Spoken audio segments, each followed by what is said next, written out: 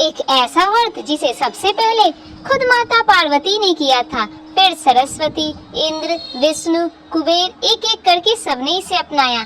आज का दिन बहुत खास है। दूसरी मंगला गौरी और सावन शिवरात्रि दोनों एक साथ। और आज हम सुनते हैं दुर्वा गणपति व्रत की कथा, तीनों लोकों में विख्यात व्रत जिसका महत्व खुद भगवान शिव ने सनत कुमार को बताया। हर हर महादेव। सोल वेद की 30 डेज ऑफ सावन स्टोरीज के डे 13 में आपका स्वागत है। ये कथा स्कंद पुराण के सावन मास महात्म्य के 13वें अध्याय में वर्णित है, जिसे दुर्वा गणपति व्रत कथन कहा गया है। यह व्रत सावन शुक्ल पक्ष की चतुर्थी तिथि को किया जाता है। सनत कुमार ने पूछा, प्रभु किस व्रत से अतुलनीय सौभाग्य, पुत्र, पौत्र, धन, ऐश्वर्य और सुख की प्राप्ति होती है? व्रतों में सबसे उत्तम वह व्रत मुझे बतलाएं।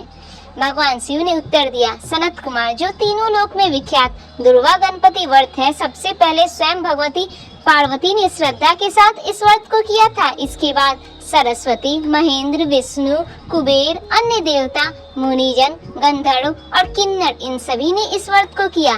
शिव जी ने आगे विधि बताई। चतुर्थी के दिन स्वर्ण पीठासन एक दंत गजानन गणेश जी को स्वर्णमय प्रतिमा बनानी चाहिए। उसके आधार पर दुर्वा व्यवस्थित करनी चाहिए। फिर विघ्नेश्वर को लाल वस्त्र से लपेटे तांबे के पात्र में स्थापित करके 5 पत्रों अपामार्ग, समी, दुर्वा, तुलसी, बेलपत्र से सुगंधित पुष्पों, फलों और मोदकों से उनकी पूजा करनी चाहिए।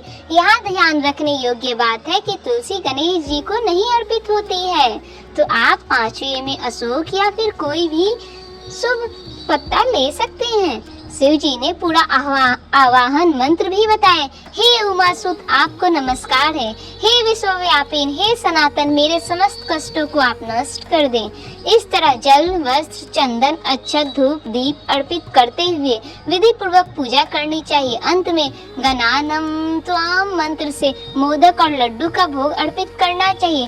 शिव जी ने एक महत्वपूर्ण बात भी जोड़ी, जो मनुष्य 5 वर्ष तक इस व्रत को करके उद्यापन करता है, वो वांछित मनोरथों को प्राप्त करता है और देहांत के बाद शिवलोक को जाता है। और जो व्यक्ति उद्यापन के बिना ही इस व्रत को करता है, विधि के अनुसार भी किया हुआ सब कुछ निष्फल हो जाता है।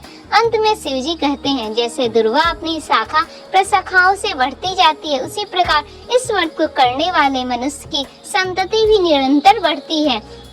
सनत कुमार, मैंने यह अत्यंत गोपनीय व्रत तुम्हें बताया है। सुख चाहने वालों को मैं इसे अवश्य करना चाहिए।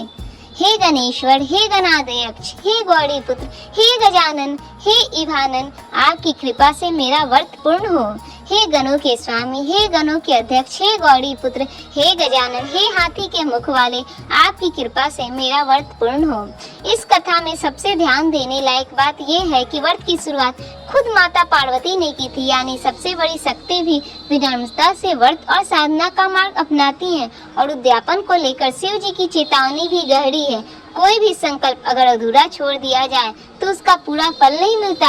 निरंतरता और पूर्णता दोनों जरूरी है। आज हम बहुत सी चीजें शुरू करते हैं, एक नई आदत, एक नया लक्ष्य, एक नया संकल्प, पर बीच में ही छोड़ देते हैं। शिव जी की यह सीख आज भी उतनी ही सच्ची है। जो शुरू किया है उसे पूरा करने का महत्व शुरू करने से कम नहीं। अधूरा प्रयास चाहे कितना भी अच्छा क्यों ना, अपना पूरा फल नहीं देता। आज गणेश जी को दुर्वा अर्पित करें, अगर संभव हो तो।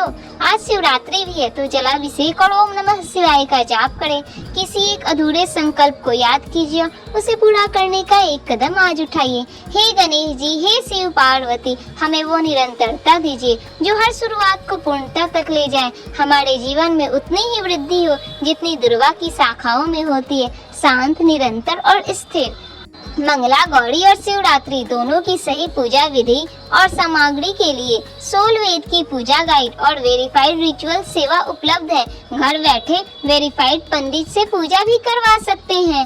कल सुनिए अध्याय 14 की कथा, जो हमें नई सीख देगी। सोल वेद को सब्सक्राइब करना ना भूलें ताकि रोज की कथा आपसे ना छूटे। Soul Veda, your everyday spiritual destination. हर हर महादेव।